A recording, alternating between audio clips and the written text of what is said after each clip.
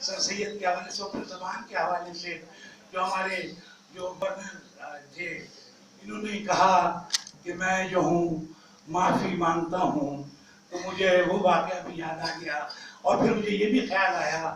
کہ لغت جو ہے عوام کے پیچھے چلتی ہے، عوام لغت کے پیچھے نہیں چلا جاتی۔ تو وہ کیا واقعہ تھا کہ آگرے سے ایک شخص آیا دلی، یہ واقعہ شوکت ستواری نے لکھا ہے۔ وہ آیا اور اس نے کہا میر صاحب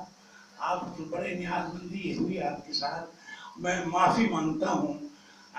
آپ کا میں نے بہت وقت لیا۔ تو میر صاحب کہنے لگے میاں مانگنا ہے تو بھیک مانگیے، معافی تو چاہی جاتی ہے۔ اچھا اب وہ بات گزر گئے، اب معافی مانگنا بھی جائز ہے۔ خیر، تو اب ہم جو بات کر رہے تھے، جیسے ہمارے نجیب جمال صاحب بہت محبت کرنے والے آدمی ہیں، تو اصل میں دیکھیے وہ جو پہلا تجربہ تھا 1825 کا دلی کالج والا، تو اس نے یہ اویئرنیس پیدا کی،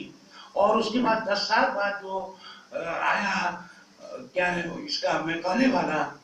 تو سر سید نے تو 1835 سے اردو کے لیے ساری تحریک چلا دی تھی، اور ہمیں چاہیے کہ 1835 کے بعد جو سر سید نے اردو کے لیے جو کچھ کیا، اور پھر 1867 تک آتے آتے کیا اسباب بنے، تو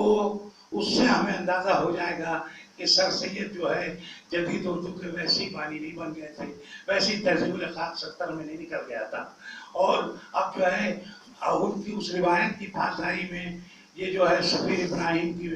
ماہنامہ ہو گیا وہاں پر ہندوستان میں۔ بہرحال ہم سر سید کے اقدار اور انہوں نے